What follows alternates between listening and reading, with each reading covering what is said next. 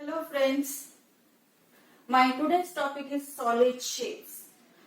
अब ये solid shapes कौन से होते हैं? Solid shapes में हमारे पास आते हैं क्यूबॉइड, क्यूब, सिलेंडर, कोन, स्फीयर, पिरामिड्स, ये सारे जो होते हैं वो सॉलिड शेप्स होते हैं। अब इन्हें सॉलिड शेप्स क्यों बोलते हैं? क्योंकि इसमें 3 डायमेंशंस होते हैं। हमने इसके पहले जो भी एरियाज किए, हमने किया सर्कल, रेक्टेंगल, स्क्वायर, ये सारे 2 डायमेंशनल फिगर्स थे। ये हमारे 3 डायमेंशनल फिगर्स है, इसे हम कहते हैं solid shapes. In solid shape में आज हम देखेंगे टीएसए एंड एलएसए। टीएसए होता है टोटल सरफेस एरिया और एलएसए होता है lateral surface area. One by one सभी फिगर्स के लिए हम देखेंगे कि किस तरह से हम फॉर्मूले क्रिएट करते हैं। तो सबसे पहला है क्यूबॉइड। मैं आपको एक क्यूबॉइड दिखाना चाहती हूँ। This is the cuboid shape. इस क्यूबॉइड में कितने फेसेस होते हैं? ये होता है top face, you can see here top face. नीचे वाला होता है बॉटम फेस। ये है फ्रंट फेस, आपके लिए फ्रंट, ये है बैक फेस और ये 2 होते हैं साइड फेसेस। फिर से top, bottom, front, back and this 2 are side faces. So a cuboid has 6 faces. Same way a cube also has 6 faces.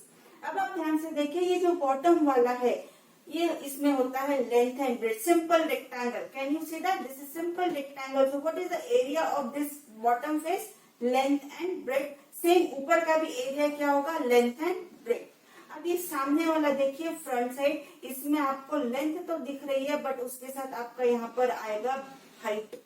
सो इसका जो एरिया हो जाएगा वो length and height. Similarly back side वाले का भी होगा लेंथ एंड हाइट।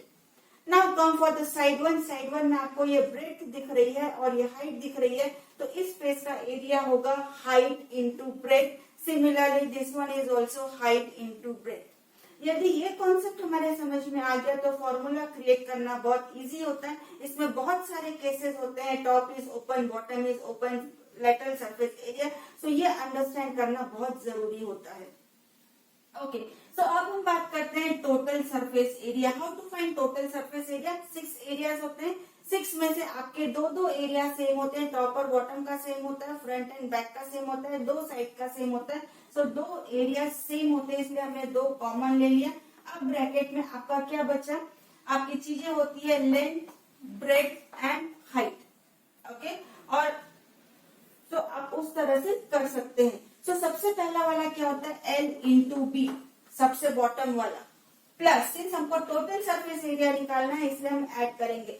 बीच वाला क्या होता है? B into H. आप इसको रोटेशन में रखिए, याद बहुत इजीली याद हो जाएगा। L into B, next one will be B into H and the next one will be H into L। So this way ये हमारे लिए याद करना बहुत इजी हो जाता है। So the last one will be H into L bracket close. This is the total surface area of a cuboid. Okay. Now comes to lateral surface area. अब लेटरल सरफेस एरिया में सिर्फ 4 walls आती हैं, आपका top नहीं आता, आपका bottom नहीं आता। फॉर एग्जाम्पल आपको याद रखने के लिए कि जब भी हम घर में व्हाइट वॉश करते हैं हम 4 वॉल्स को कलर करते हैं।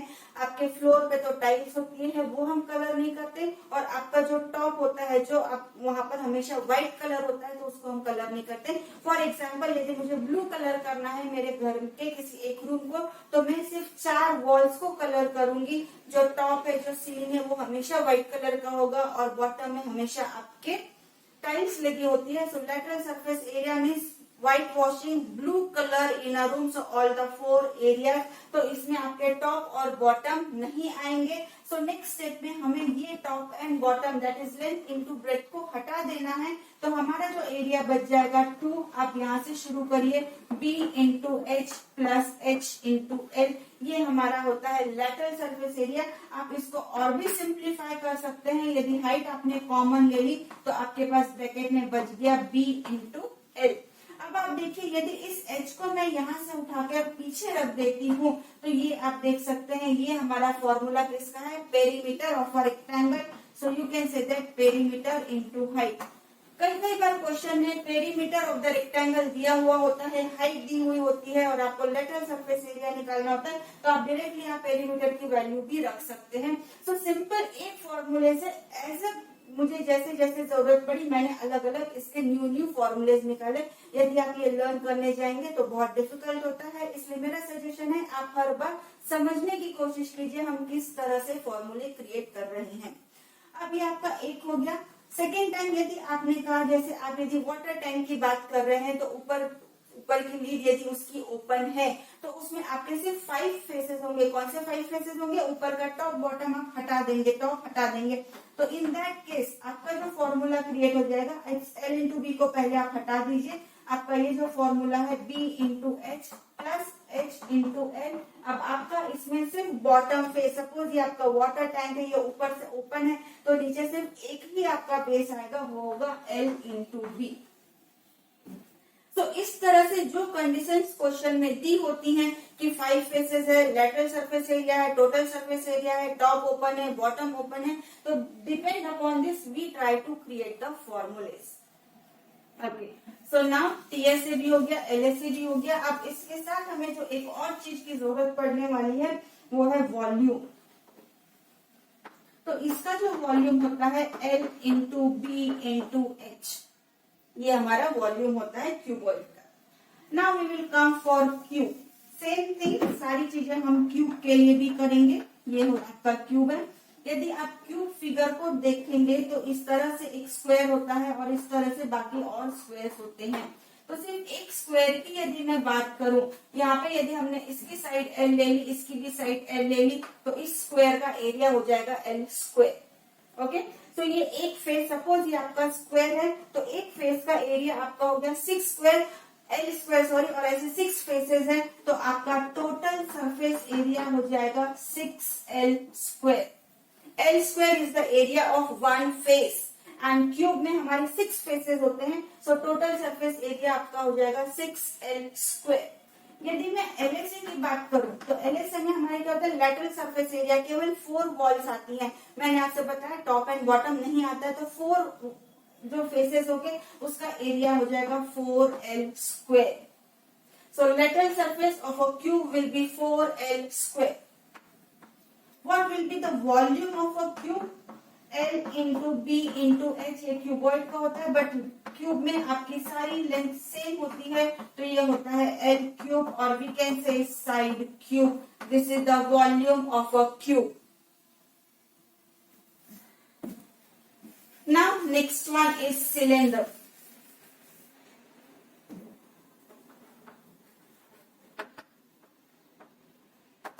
Cylinder, just try to understand the figure. ये आपका सिलेंडर होता है, ऊपर एक सर्कुलर फेस होता है, नीचे एक सर्कुलर फेस होता है। तो आप ये किस तरह से बनाते हैं, ठीक है। एक छोटा सा एग्जांपल मैं आपको देना चाहूंगी। ये एक सिलेंडर है, मैं इस बॉक्स पर ही रखती हूँ, ओके, इस डस्टर पे रखती हूँ। एक सर्कल, एक कॉइन मैंने रखा है, तो ये सर्कल है। सिलेंडर में हम सिर्फ पेरीमीटर की बात करते हैं, हम बीच की बात नहीं कर रहे, सिर्फ पेरीमीटर, सिर्फ ये जो राउंड है, ये जो कॉइन है, इसके हम राउंड की बात कर रहे हैं। तो सर्कल का जो ये राउंड होता है ये सर्कमफेरेंस होता है, और ये होता है 2πr, ठीक है। अब मैंने इसके ऊपर एक और कॉइन रखा, मैंने इसके ऊपर एक और कॉइन रखा। इस तरह से यदि मैं इसके ऊपर बहुत सारे कॉइन्स रखती चली जाऊंगी तो आपको सिलेंडर का शेप मिलेगा। तो दिस 2πr के साथ क्या कर रहे हैं, हम इसकी हाइट बढ़ा रहे हैं। जब हम इसकी हाइट मिलती है तब हमें ये टोटल सरफेस एरिया मिलता है, कर्व सरफेस एरिया, सॉरी। सो यहाँ पर हम क्या करेंगे, curve surface area find out करने के लिए हम क्या कर रहे हैं, 2πr, और इसमें जब हाइट ऐड कर देते हैं तो ये हो जाता है 2πrh।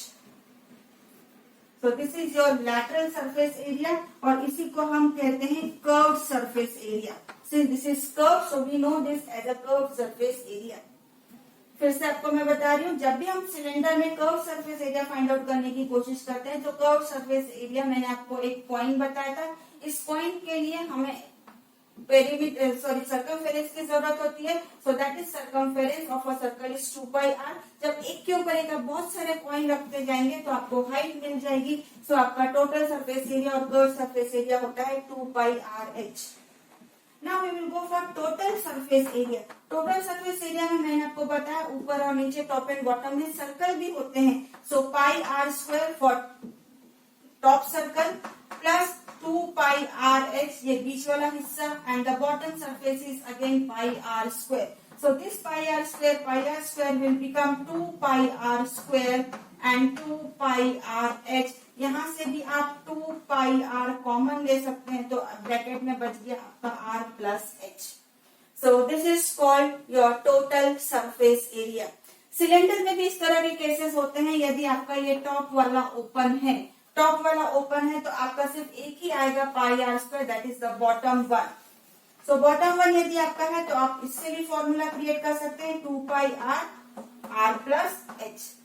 सो डिफरेंट केसेस होते हैं कि हमारे total surface area find out करना है या एरिया फाइंड आउट करना है जब आपका टॉप ओपन है या बॉटम ओपन है या lateral surface area find out करना है. अब हम इसके वॉल्यूम की बात करते हैं. Volume of a cylinder. Volume of cylinder, volume में क्या होता है? वॉल्यूम में इसके अंदर जितनी भी हवा भरी होती है, एक बॉटल इमेजिन कर लीजिए, बॉटल के अंदर यदि आपका वाटर भरा हुआ है तो उसका वॉल्यूम कहलाता है. It means we need the inside one also. और जब भी इनसाइड वन होता है, जब भी हम शेड करते हैं, इट मीन्स एरिया, और एरिया आपका होता है pi are square. Area of the circle is pi are square. और ऐसे ही आप बहुत सारे सर्कल एक के ऊपर एक रखते चले जा रहे हैं तो इसमें आपकी हाइट भी मिल जाती है, तो आपका जो वॉल्यूम हो जाता है वो है पाई आर स्क्वायर एच. एक बार फिर से, जब हम lateral surface area, curve surface area की बात करते हैं, so curve surface area of a circle that is circumference is 2 pi r और हाइट से एच हो जाएगा. जब हम वॉल्यूम की बात करते हैं, इनसाइड की बात करते हैं, मीन्स एरिया की बात करते हैं, सो पाई आर स्क्वायर और उसके साथ हाइट ऐड करेंगे तो pi are square h. Now next one is cone.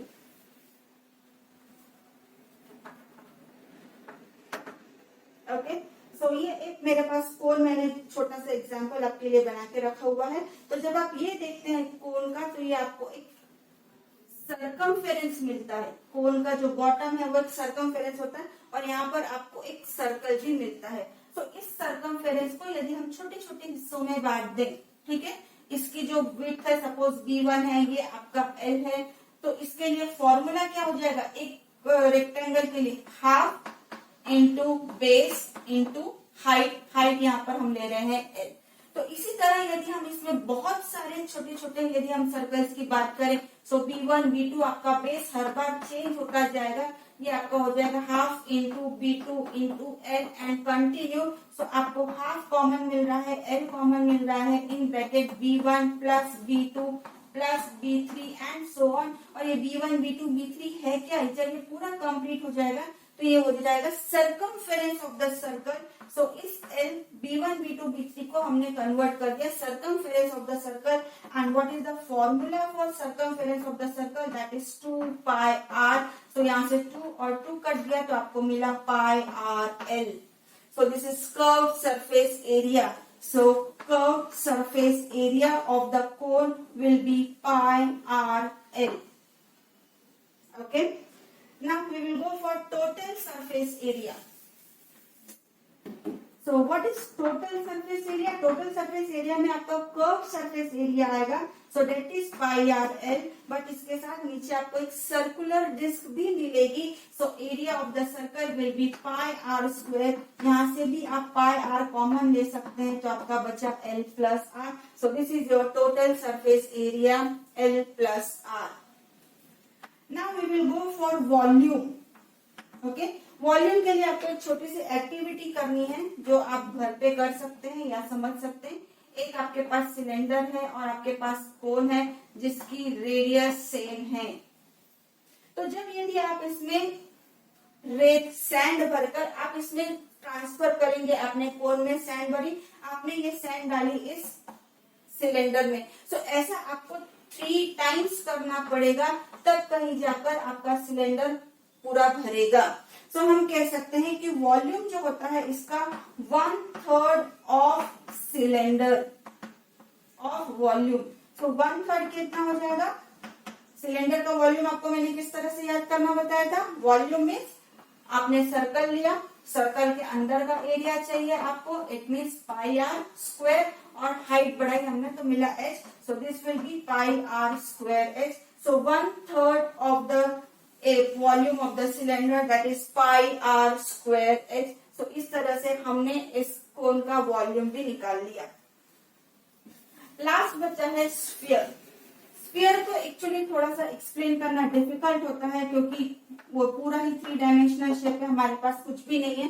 तो मैं आपको सिर्फ एक याद रखने का तरीका बता रही हूँ। This is not the exact way, but सिर्फ याद रखना। तो ये सर्कल है, सर्कल को हम यदि 4 पार्ट्स में डिवाइड करते हैं तो ये आपका होता है पाई आर स्क्वायर। सो जो कर्व सरफेस आपको मिलेगा, या आपको इसको कह सकते हैं टोटल सरफेस एरिया जो मिलेगा वो 4 टाइम्स हो जाएगा। So 4 pi are square.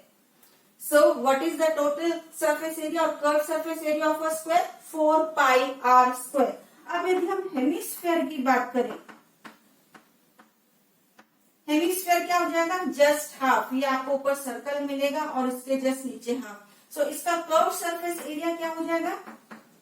Curve surface area will be half of pi r square. So that will give you 2 pi r square. और यदि हेमिस्फेयर के हम टोटल सरफेस एरिया की बात करें तो ये 2 पाई आर स्क्वायर तो मिल ही रहा है, बट इसके ऊपर जो टॉप में हमें एक और सर्कल भी मिलेगा तो उसका एरिया होगा पाई आर स्क्वायर। तो आपको टोटल सरफेस एरिया मिलेगा that will be 3 pi are square. आपके लिए एक होमवर्क है, जिस तरह से मैंने एक्सप्लेन किया आप भी बोलते जाइए और करते जाइए। इस तरह से आप 2 या 3 बार करते हैं तो आपको फॉर्मूले याद रखना बहुत इजी होगा, क्योंकि आप सिर्फ बाय हार्ट नहीं कर रहे हैं, आप समझकर फॉर्मूलेज लर्न कर रहे हैं। Thank you so much for watching today's video.